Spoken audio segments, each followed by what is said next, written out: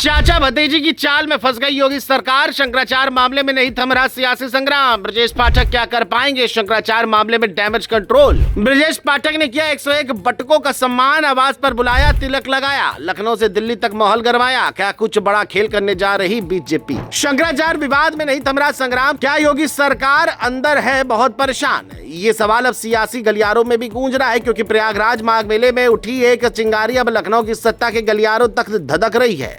शंकराचार्य को पवित्र स्नान से रोके जाने और बटकों की शिका खींचे जाने के आरोपों ने ऐसा राजनीतिक तूफान खड़ा किया है कि सरकार को डैमेज कंट्रोल मोड में आना पड़ा है।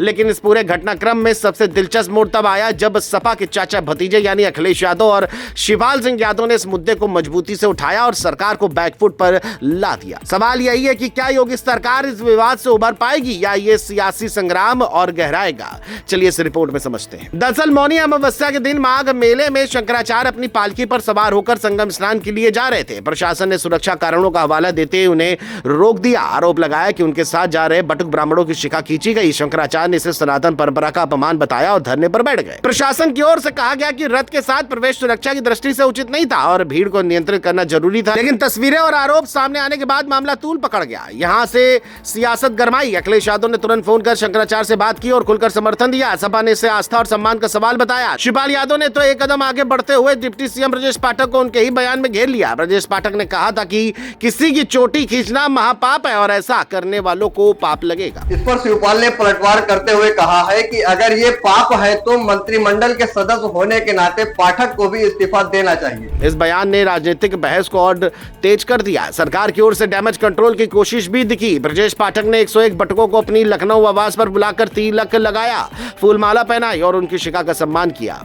उन्होंने परंपराओं के सम्मान की बात दोहराई। ये संदेश देने की कोशिश की कि सरकार आस्था के साथ खड़ी है, लेकिन विपक्ष का कहना है कि अगर शुरुआत में ही संवेदनशीलता दिखाई जाती तो ये स्थिति नहीं बनती। योगी ने भी विधानसभा में बयान देकर कहा कि कानून सबके लिए बराबर है और मर्यादाओं का पालन जरूरी है। उन्होंने ये भी स्पष्ट किया कि शंकराचार्य का पद विद्वत परिषद के प्रमाण से तय होता है और कोई भी व्यक्ति स्वयं को घोषित नहीं कर सकता।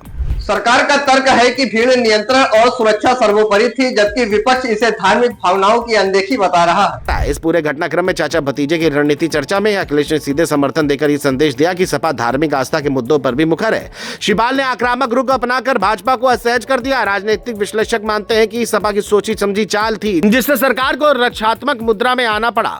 वही भाजपा समर्थकों का कहना है कि प्रशासनिक निर्णय को अनावश्यक रूप से राजनीतिक रंग दिया जा रहा है। फिलहाल लखनऊ से दिल्ली तक ये मुद्दा चर्चा में है। ब्रजेश पाठक का बटुक सम्मान कार्यक्रम क्या सचमुच डैमेज कंट्रोल कर पाएगा, ये देखना होगा। लेकिन इतना तय है कि शंकराचार्य विवाद ने सरकार और विपक्ष दोनों को एक नई राजनीतिक जमीन देती है। जहां सरकार संतुलन और कानून की बात कर रही है, वहीं सपा आस्था और सम्मान का मुद्दा उठाकर अपनी पकड़ मजबूत करने में जुटी है। अब आने वाले दिनों में ये सियासी संग्राम किस दिशा में जाएगा ये तो वक्त ही बताएगा। लेकिन अभी के लिए साफ है कि माघ मेले की एक घटना ने यूपी की राजनीति में नया मोड़ ला दिया है।